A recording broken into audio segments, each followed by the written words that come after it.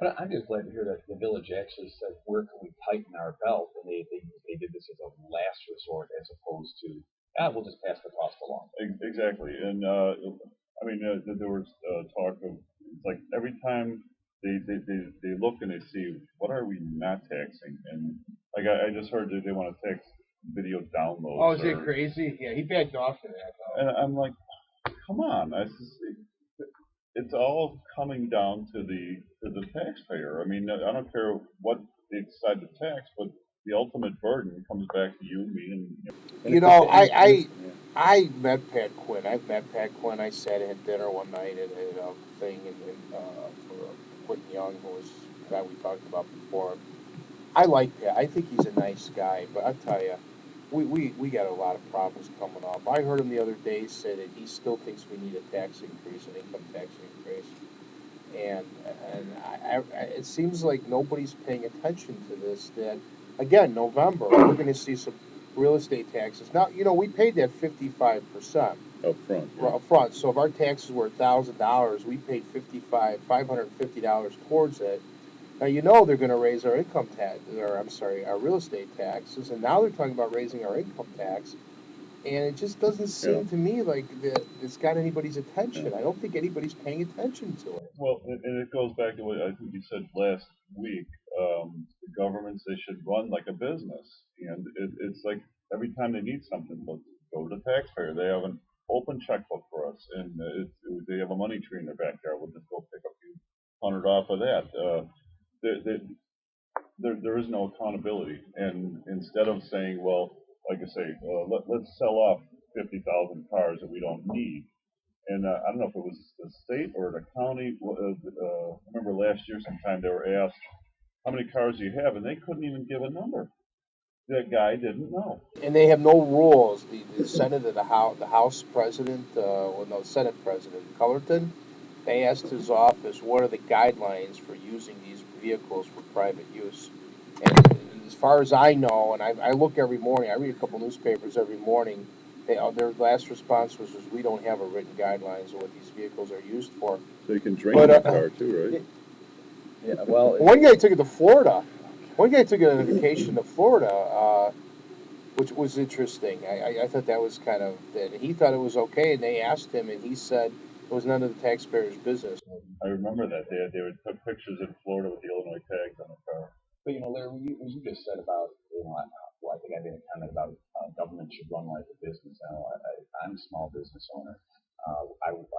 We had 1 year, about a year and a half, 2 years ago, where it was terrible. I had to get rid of every extra service, and I guess it just happens to be able to talk about our cleaning service. And you know what? We were paying every month a nice sized bill. We had someone come in and clean our office and vacuum and take the garbage out. And it was like, okay, we need to cut every expense we could. So now me and my managers once a week, at the end of the week, we make sure all the garbage is empty. We dust. We vacuum ourselves. And I'm gonna draw that analogy over to the population and the government. You know, one of the other alternatives is that people maybe in your village didn't want to pay $30, and then they need to load their garbage up once a week into the back of their trunk of their car and drive it over themselves. Well, yeah, no, wait a minute. Let me finish. See, that's not silly. Because what's not silly is there's things that we've just relied on the government. This is how it goes. We put our garbage out on the curb, you know, and there it is. Okay, and it goes away. There is a point where there are things that we could do for ourselves that we've just become accustomed to government taking care of. And you know what? If you wanted to load the stuff up in your car and take it to the dump, Jules parking No, lot. there are actually things called, Tim, if you're not familiar with them, they're called landfills that you can, if you want, take your own garbage. I'm just using that as an overall example of here's one item that, you know, does government have to do it, or could we do it for ourselves? And more, I think we need to look at what we can do for ourselves. Let me jump in here. Why do we pay taxes? To perpetuate government. Well, okay, that's the sarcastic. No, that's not. It's really not. Government says this is what we're going to do for you. Public safety, police, fire, obviously sanitation is probably public safety. We could tie that in somewhere. Would you agree? Yes. But then let's go a little bit. We talked about this last week with the teachers. I saw the governor last week again say, "Wow, it's really going to be a shame if we're going to have 60, the class size was 60 students, and we're going to lose all these teachers. And I'm like, what an idiot. How could you even make a statement like something like that? It's just absolutely stupid that you would make a statement like that. Teachers should be second or third to the last of things that we're going to cut for the tax dollars we're paying. I think I would rather take my garbage to the park district and dump it in the garbage can over in Norwich, let them deal with it, the park district. Or, in fact, in my backyard, there's neighbors that have gotten in trouble because they put their garbage in the park district cans behind my house. But why are we talking about cutting teachers? We should be cutting everything. I mean, Mayor Daley, I'm not a big fan of Mayor Daley, but you know what? When we're in trouble, everybody takes a furlough day. As far as the county or the state or anything, instead of the teachers taking off time or doing classes, you know what? Tell every teacher, you know, you're taking Fridays off. That's it.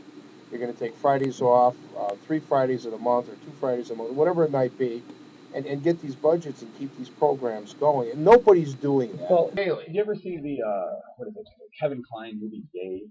Yes. Where he's the identical for the president, Right. and Yeah. he brings Charles Grodin. He wants to keep this program, and they're like, well, if you can shave the money off the budget, he brings Charles Grodin, just a regular old accountant, and they sit down and they actually cut waste, and all of a sudden it's there. And my point of things that we could do for ourselves, that there's got to be ways that we don't have to constantly go tax more, tax more, tax more. That Larry used to say about, oh, we'll just throw 50 million at it. Okay, that's another buck out of every American's pocket, and then 50 million at that. And we need to turn around and do maybe what the village of Harwood Heights did, which said, you know what, before we're going to pass anything along to our people, you know what, we've got to renegotiate our contract. We've got to bring costs down rather than just increasing revenues. Well, Harwood Heights is a tax. manageable budget. They don't have to go line by. I mean, they go line by line. I'm sorry, but like the state is just so out of control that they talk about a forensic or a zero budget balance or zero balance budget, and they would start all over. You could do that in Harwood Heights because it's a manageable entity. So there is some advantages to having a smaller. Yeah. So So when you have the state budget, it's just absolutely the county. But realistically, what? So because it's hard to do, what's the answer? Increase taxes. It, and I think I keep going back to where's the madness going to stop? Tim, you had said something about going to the county. Wouldn't it be great if the villages were actually directly linked to the county, where they really were like there's 1,000 voices in my community. Here, my mayor or my trustee is the one who's going to go and speak on behalf of these 1,000 people. We've lost that connectivity, I think. I was out. It's Friday. I have a very dear friend of mine, Joe. Joe lives in Barrington Hills. Not all Barrington Hills, but Joe started when I met Joe. Joe had a little company, and he's grown into a decent-sized company. He's a software manufacturer, and started his business out of his condominium, and he's built up and everything. Doing very well. His income's down dramatically. Him and I had a conversation about it.